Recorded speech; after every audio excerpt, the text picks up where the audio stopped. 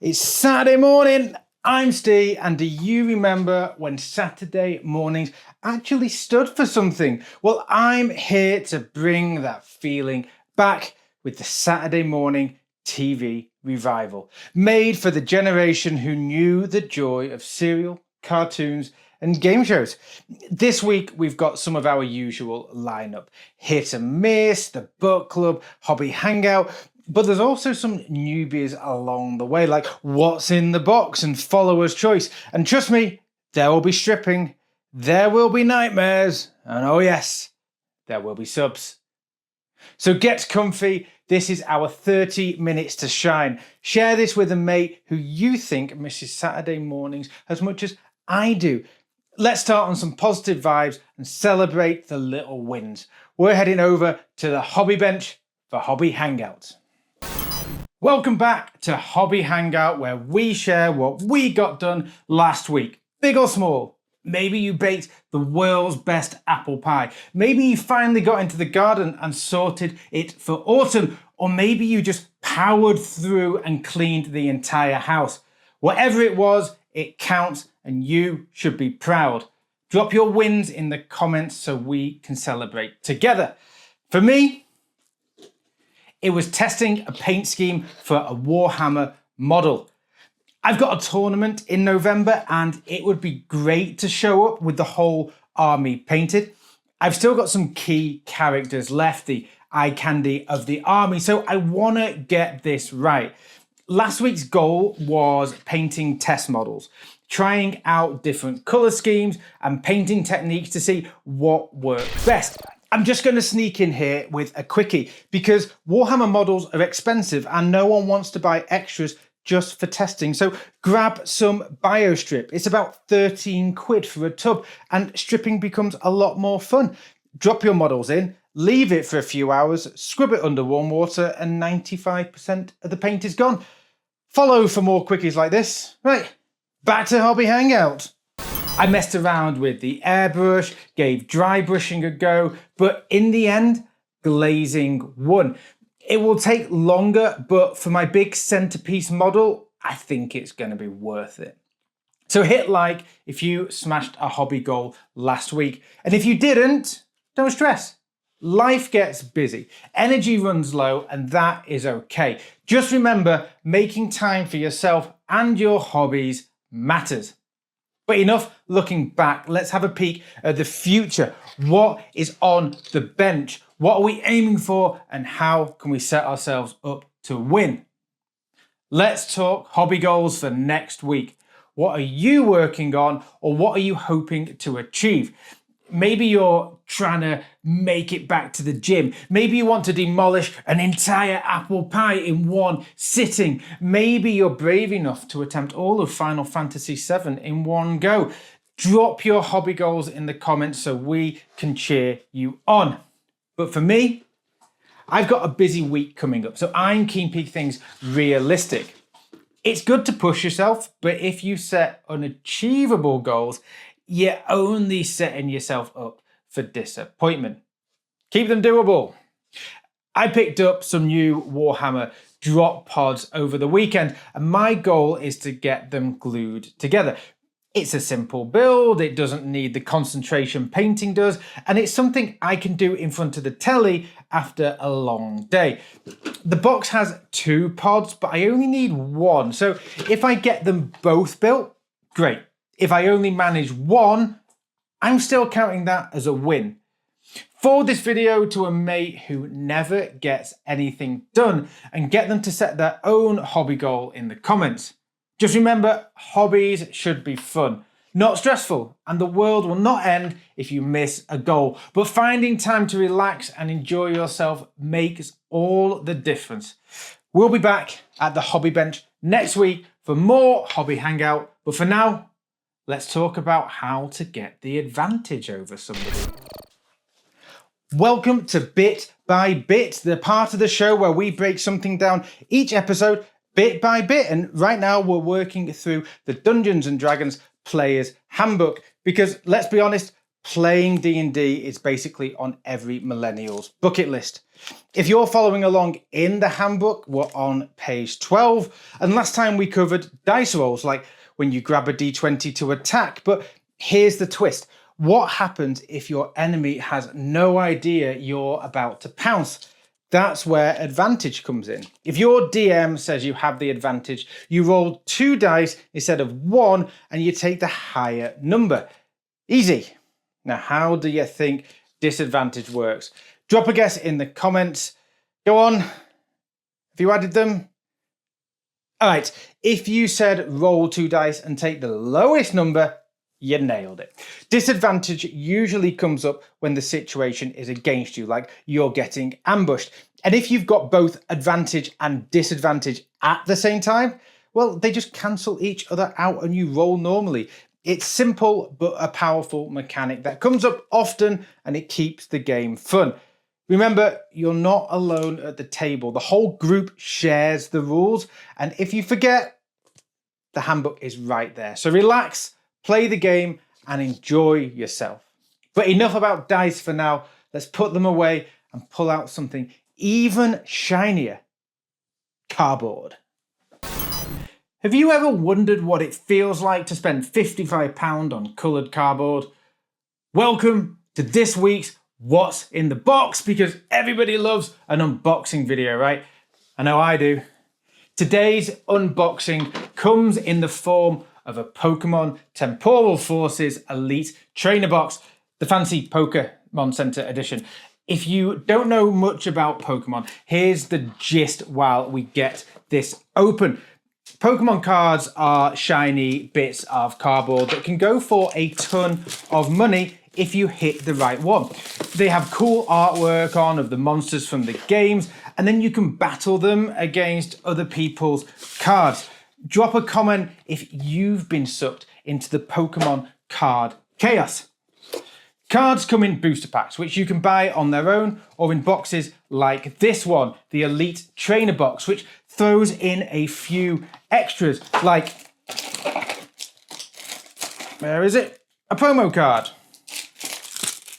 Another promo card. Sleeves to keep their energy cards. Sleeves to keep your cards safe. Dice for when you're playing the game. But whether you're a player or a collector, let's be honest. The real reason you're here is for the packs and the cards themselves. So let's tear them open. This box came straight from the official Pokemon Center website, which means I've got 2 extra packs of cards compared to the retail version, which on one hand is nice. On the other, I did pay a tenner more for it. Right. Let's see what we get. Every pack has regular cards at the front, and then at the back there are 3 hollow reflective cards. If you're lucky, some of these reflective cards might get replaced with some full art cards where the art covers the entirety of the card. As collectors, that's really what we're looking for. That's where the money is. That's where the value is. If you are remotely concerned about value, those last 3 cards will be where it is. And Temporal Forces has a lot of cool cards compared to other sets. Every set has different cards in it, the different artwork, different sets of Pokemon. So they all have a theme and people have their favorites. I think there's a lot of cool cards in this set. An EX, full art EX, it's quite nice. But realistically, I would like to find the Dealing card, the Sawbuck card, a Litten, a Snom. What else is in here? The Bronzer, the Arbok, the Ghastly, the Meltan, the Lickitung. They're all cool. Chatot, Dramper, they are all very cool cards indeed. So far, we have not found any of them. There is some cool artwork in this pack though. Just generally across the board, the artwork in Temporal Forces is good. I think it's a set that doesn't get talked about all that much, but I actually think it's a very cool set indeed. Right, let's get through these, see what we have got. C-Dot, that's a knitted Pokemon. I always like the knitted Pokemon cards, or crochet Pokemon, whatever they are called. There is the Cutie Fly in this set, which is a very nice card, but I do own that. I bought that one separately because I wanted it so much. Let me know in the comments what your chase card is for this set. There's the regular C-Dot. Oh, skipping a few. A regular EX. It's okay, nothing special. Now, Pokemon cards are hot at the moment. I bought this box for 55 quid when it dropped, and it's been sat on my shelf. I checked on eBay. It's now going for 125 quid. 125 quid. Maybe I should have kept this sealed. Who knows? But at the moment, we've only really got 1.5 hits. EXs I don't really count as hits. A full art, or whatever they're called, I never know the names of these things. They're kind of a hit, but nothing that's gonna make me squeal with delight. Right, come on, we've got to get something. We've got to get something in here. Mr. Mime, that is not a good omen to start this pack. Melmetal, 3 packs left. Oh, we're gonna find anything, or should I have kept this sealed? Because fairly certain most sets of Pokemon cards are worth more sealed than they are by opening them. But where is the fun in that? This is where the fun lies, opening cards. Have I made a huge mistake by opening this? I don't know, let me know in the comments, because I find the fun is in the opening. It's like almost gambling, right? Almost, but not quite. Right, 2 more packs. So far, this is awful. Maybe this is why people don't talk about temporal forces. Another EX, right? Last pack. Can we get some last pack luck going on here? We need something big. We need something big. Unless there's a card that I have just entirely missed, there has been nothing in this set. This entire box has been a waste, and I should have left it on my shelf. 3 marginal hits, 9 leaves, a Cridin EX, and a Walking Wake EX. They're our hits. And that's the Temporal Forces Elite Trainer Box. Unboxed and enjoyed, kinda. What's gonna be in the box next week? Well, give me a follow and find out when the next episode drops. But from one kind of chaos to another, let's swap our shiny cardboard for something little darker. It's time to step into the shadows with this week's Spotlight. What was your biggest childhood nightmare? Escaping from a giant ship full of oversized humans that want to eat you? No? Well, then you'll probably survive Little Nightmares. With Little Nightmares 3 on the horizon, we're shining a spotlight on the original game where it all started. Little Nightmares comes from the same developers as Little Big Planet, and once you see it, you can't unsee that. Think Little Big Planet in the Upside Down, which is a very good thing. The atmosphere is incredible. It's got creepy world design, iconic characters, nods to wider horror, like our main character in the yellow raincoat is very Georgie from It. The monsters are unique and memorable, and the camera work builds tense cinematic moments into the gameplay itself. The controls are minimal, basically 5 buttons, but they're tight and versatile. The levels flow naturally for the entire game, mixing puzzles, stealth, chase sequences, and boss battles.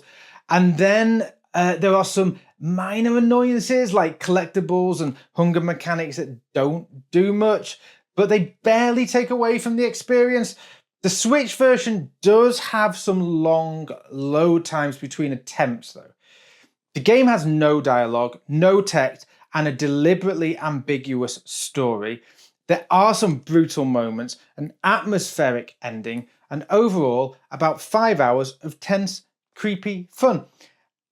If you haven't played it, add it to your spooky season wish list and drop a comment if you've survived this nightmare before. Now, from surviving virtual nightmares to tackling real ones. It's time for Hit or Miss, where we talk about the best and the worst of the week, and this week it's comics. I've got two here, The Walking Dead Deluxe 118 and Quick Stops Volume 3 Issue 1. One of these is my highlight of the week, and one hits the bottom of the pile. Guess which in the comments, and I'll reveal the results after a quick review. The Walking Dead 118 is part 4 of a 12-part arc. Rick has won the first battle against Negan and hoping to strike the Saviors while Negan is trapped by the Walkers. What impresses me here is that even scenes with your least favourite characters are fun to read. For me, that is Gregory, who is awful, yet Kirkman makes his interaction with Maggie amazingly cool, ending on one of the best 2-page spreads I have seen for a while. And this issue has 2.5 full-page spreads, all stunning, and the deluxe edition has fully converted me to colour. There's also this unusual narration mechanic halfway through that's interesting, but I don't think it quite fits. Kirkman does, however, make new characters like Ezekiel feel like they've been here with us from the entire time, which is hard to do. So that's The Walking Dead 118. Next up is Quick Stops Volume 3, Issue 1. Give this a like if you're enjoying these reviews, and leave a comment if you have read either of these comics. Hey, it's me again. I need your help finding new comics for me and everybody watching. Comment with upcoming series that you're excited about, or ones that have a perfect jumping on point for new readers that you would recommend. My pull list is mostly indie stuff with no Marvel or DC, so help me shake things up a bit. Right, back to Hit or Miss. I'll admit it, I am a huge Kevin Smith fanboy. But this confused me. This confused the hell out of me. Quick Stops is an anthology comic series set in Kevin Smith's film universe. The first thing you notice is that the cover doesn't say Quick Stops. It says Chasing Amy, which didn't throw me off at first. I thought it was just a cool choice. Then you turn to the inside cover and it's written and penciled by Holden McNeil, a character from the film Chasing Amy. Again, I thought it was just a quirky style choice because when you flick to the back, you see the real credits written by Kevin Smith. The comic itself is all in black and white with a distinct 90s drawing style that does take a few pages to get used to these days, but by the end, I did love the artwork. I was expecting Kevin Smith's usual vulgarity and witty one-liners, but it's a serious retelling of the film. I sat there for a couple of minutes after finishing it, and then it clicked. This is the comic that Holden McNeil writes in Chasing Amy, and this comic is now in my hands. It's got the same artwork, the same panels, everything, and as a Kevin Smith collector, that is brilliantly clever and makes this a great addition to my collection. So my hit of the week is Quick Stops Volume 3, and my miss is The Walking Dead 118. Did you guess it right? Drop your hit and miss of the week in the comments, and tap like if you enjoyed this, and we'll be back next week for more. But let's not stray too far away from words on a page, because we're going to jump ship into our book club. So we've got our ship and we're finally sailing towards the Grand Line. But instead of a smooth trip, the Baratai arc comes with more chaos, new faces, and a floating restaurant. We start right after Syrup Village. Some bounty hunters show up and we can immediately see that our crew are starting to trust each other by now. Zoro tells everybody to let Luffy deal with the assassins alone as he can handle it. Even though Luffy's hilariously naive in every other aspect, his powers, fearlessness, and sheer enthusiasm keep proving enough. And that balance of dumb and brilliant is why he works as a captain. Our bounty hunters are Yosaku and Johnny, two bumbling idiots who feel like they've escaped from a 90s cartoon or action film. They're slapstick, they're dumb, but they're fun, and I enjoyed their energy. The Baratai itself looks all sorts of fun. We have some great artwork that shows off the restaurant and the crew gawping at it. And then once we're inside, the chefs that all have that Oda energy. The head chef's hat literally changes size depending on his authority. Sometimes getting to be so big, he uses it to whack people. Sanji's intro is funny, but a little bit confusing. He casually holds a Marine lieutenant off the ground by his head, and I couldn't tell if that was devil fruit strength or just Oda being Oda. And the same with Lieutenant Full Body's weird ability to strip the bounty hunter duo of energy with just a look. One thing that does date this arc is the smoking. We have protagonists puffing away like it's shorthand for being cool, something rarely seen in modern media and now stands out like a sore thumb. And then the word eggplant gets thrown around as an insult way more than I thought possible. I don't know if that's another translation oddity. The fights are as fast as and exaggerated as always, though. Some panels felt busier than earlier arcs and harder to follow at times. You can tell Oda's experimenting, pushing his style, which I'll always take over someone playing it safe. By the cliffhanger at the end of chapter 51, it feels like the story's leveled up again for everybody involved. Each arc's been bigger, each villain's been scarier, and I'm hooked to see what's next. Follow along because this ride's only getting wilder. And from sailing the seas to blasting off into space, it's time to test your brains instead of your brawn as we play the game of knowledge. Welcome to the quiz that takes you straight back to the years that you were born. Every question comes from the 1984 edition of the Game of Knowledge. This quiz has 2 rounds, a general knowledge, and round 2 is the speciality questions. Some questions are from the children's selection, some from the adults, but I'm not telling you which is which. Each question is worth 1 point unless I say otherwise. And I want the answer that is on the card. I don't care if your answer is technically right. I don't care if you argue in the comments. I want what is written on a card 40 years ago. I'll read through all 12 questions before revealing the answer, so get your pens and paper ready because that is the only way to play this quiz properly. Get your thinking caps on, we're about to begin. Question 1. Which is the longest river in Great Britain? Which is the longest river in Great Britain? Question 2. What is the name given to the day after Christmas? What is the name given to the day after Christmas? Question 3. What device tracks aircraft in the sky? What device tracks aircraft in the sky? Question 4. How many wheels are there on a unicycle? How many wheels are there on a unicycle? Question 5. Where was the famous American Tea Party? Where was the famous American Tea Party? Question 6 and final in general knowledge.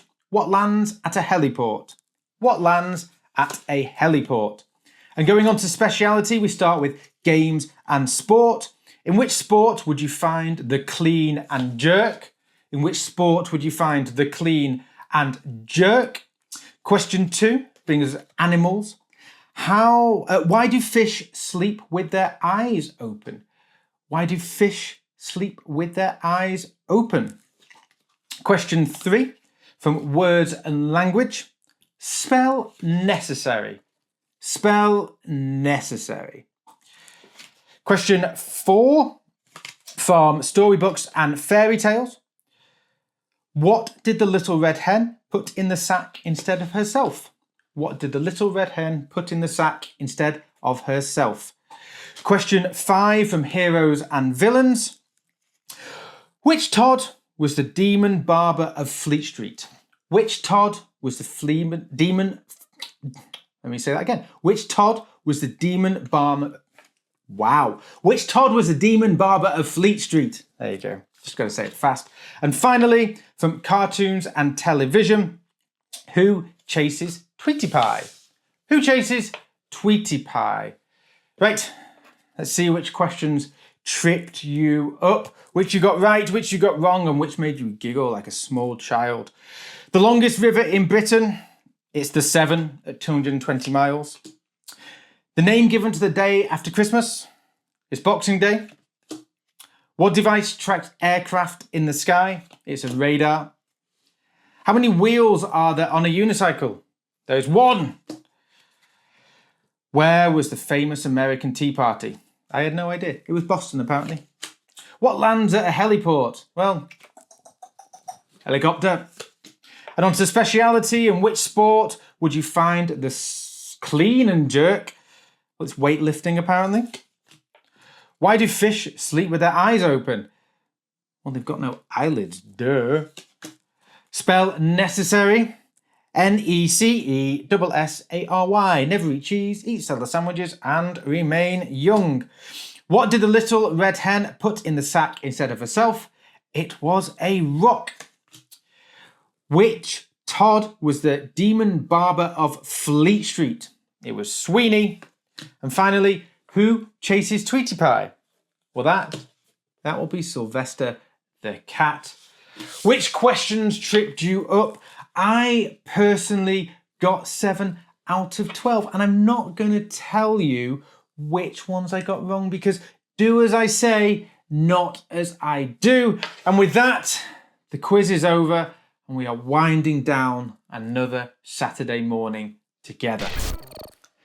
Saturday mornings are some of my favourite childhood memories. Going downstairs before the adults were awake, sitting cross-legged with my cereal, watching TV. It was our time. We could do anything, and we decided that watching Saturday morning TV was exactly what we should be doing. And that's why I'm bringing it back, and why I need your help to make Saturday mornings great again. The highlights from today's show will be over on TikTok this week, and a new episode goes live at 9:30 a.m. every Saturday morning. So follow to make sure you don't miss out. Adult life is stressful, so half an hour on a Saturday morning to relax before the chaos begins is the perfect way to start your weekend. I've been Steve, and I'll see you next week. It's Saturday morning, baby.